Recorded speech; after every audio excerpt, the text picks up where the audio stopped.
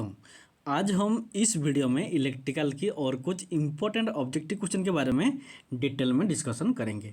और अगर आपको वीडियो अच्छा लगता है तो सब्सक्राइब जरूर कीजिएगा। तो देखो आज का वीडियो शुरू करते हैं। आज का पहला क्वेश्चन है, out of LCD and LED which display consume the least power. देखो, एक होता है एलसीडी, दूसरा होता है एलईडी। इनमें से कौन लीस्ट पावर, कम पावर को कंज्यूम करता है? एलसीडी कम पावर कंज्यूम करता है या एलईडी कम पावर कंज्यूम करता है, या दोनों सेम पावर कंज्यूम करते हैं, या दोनों नो पावर, कोई भी पावर कंज्यूम नहीं करते हैं? तो इसका आंसर होगा ऑप्शन नंबर 1, जो एलसीडी होता है वो लीस्ट पावर, कम पावर कंज्यूम करता है। तो option number 1 is the correct answer. देखो, ये होता है एलसीडी और ये होता है एलईडी। जो एलसीडी होता है इसको हम कहते हैं लिक्विड क्रिस्टल डिस्प्ले कहते हैं, और जो एलईडी होता है इसको हम कहते हैं लाइट एमिटिंग डायोड। और इस क्वेश्चन का answer option number 1 is the correct answer. Then देखो नेक्स्ट क्वेश्चन। नेक्स्ट क्वेश्चन है, the height of a switch board should be. देखो, जो स्विच बोर्ड होता है उसका हाइट जमीन से कितना हाइट पर होता है? देखो, मान लो ये हमारा फ्लोर है, ये स्विच बोर्ड है, तो जमीन से फ्लोर से इसका हाइट कितना है? 2 मीटर हाइट है, या 1.5 मीटर है, या 2.4 मीटर है, या 3 मीटर है? तो इसका आंसर होगा, जो स्विच बोर्ड होता है उसका हाइट फ्लोर से 1.5 मीटर होता है। Option number 1, option number 2 is the correct answer. Then देखो नेक्स्ट क्वेश्चन। नेक्स्ट क्वेश्चन है, देखो, when all the 7 segment of a display are energized the number shown will be. देखो, जो हमारा 7 सेगमेंट डिस्प्ले होता है जिसमें 7 सेगमेंट रहता है। देखो, ये एक सेगमेंट, 2, 3, 4, 5, 6, 7 सेगमेंट रहता है। अगर ये 7 सेगमेंट क्या होगा, 7 सेगमेंट को हम एनर्जाइज करेंगे तो हमें कौन सा नंबर, ये डिस्प्ले हमें कौन सा नंबर शो करेगा? 0 शो करेगा, या 1 शो करेगा, या 5 शो करेगा, या 8 शो करेगा? तो इसका आंसर होगा, जब 7 सेगमेंट, देखो टोटल 7 सेगमेंट होता है, अगर हम A B C D E F G 7 segment को हम एनर्जाइज करेंगे तो ये वाला डिस्प्ले हमें नजर आएगा, ये होता है 8। तो option number 4 is the 8 is the option number 4 8 is the correct answer. देखो, अगर सिर्फ ये देखो, ये 0 है, ये 1 है, ये 2 है, ये 3 है, ये सब होते हैं हमारा जो 7 सेगमेंट डिस्प्ले होता है। इस 7 सेगमेंट जो डिस्प्ले होता है, अगर हम उसका 7 डिस्प्ले होता है सभी को अगर हम एनर्जाइज करेंगे तो वो हमें 8 नजर आएगा। तो ऑप्शन नंबर 4 होगा इसका करेक्ट आंसर। देन देखो नेक्स्ट क्वेश्चन। नेक्स्ट क्वेश्चन है, the thickness of insulation provided on the conductor depends upon. देखो, किसी भी जो कंडक्टर होता है उसके ऊपर जो इंसुलेशन होता है, देखो ये होता है कंडक्टर, कॉपर का कंडक्टर है, उसके ऊपर ये जो व्हाइट वाला है ये इंसुलेशन होता है। तो ये जो इंसुलेशन है इसका थिकनेस किस पर डिपेंड करता है?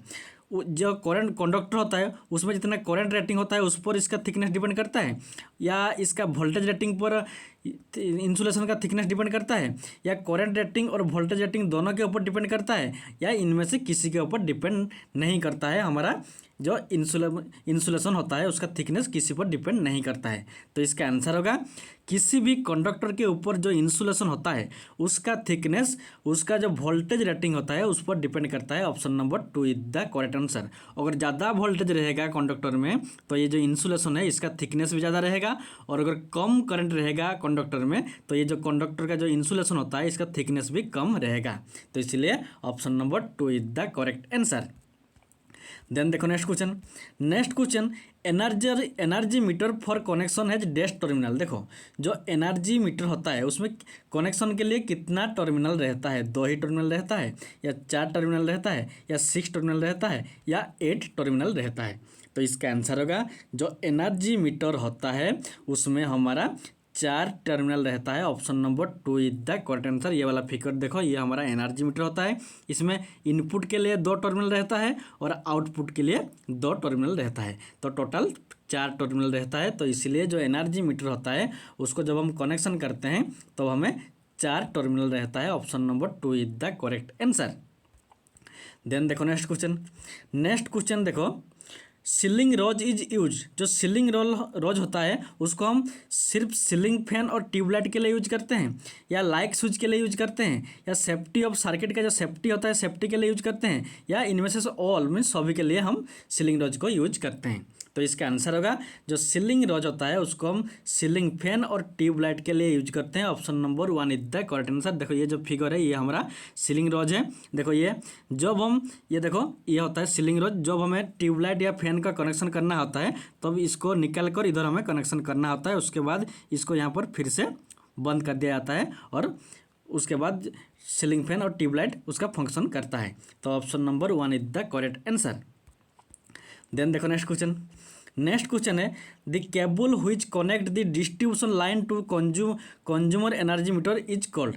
देखो जो एक केबल होता है जो हमारा डिस्ट्रीब्यूशन लाइन और किसी भी कंज्यूमर के घर में जो एनर्जी मीटर रहता है दोनों के बीच में जो केबल रहता है उसको हम क्या कहते हैं? उसको हम मेन सप्लाई कहते हैं या प्राइमरी सप्लाई कहते हैं या सर्विस मैन कहते हैं या नॉन, इनमें से कुछ नहीं कहेंगे। तो इसका आंसर होगा जो केबल डिस्ट्रीब्यूशन लाइन और एनर्जी मीटर दोनों को कनेक्ट करता है उसको हम कहते हैं service man. Option number 3 is the correct answer. मान लो ये हमारा गांव के पास जो सब स्टेशन होता है ये सब स्टेशन है, वहाँ से फीडर के थ्रू जाता है ट्रांसफार्मर को, ट्रांसफार्मर के बाद यहाँ से क्या होता है ना डिस्ट्रीब्यूटर के थ्रू गांव के अंदर जाता है। मान लो ये किसी कंज्यूमर का घर है तो ये डिस्ट्रीब्यूटर है और ये किसी कंज्यूमर का घर का एनर्जी मीटर है, दोनों के बीच में ये जो वायर है इसको हम क्या कहते हैं? सर्विस मैन कहते हैं। तो ऑप्शन नंबर 3 होगा इसका करेक्ट आंसर।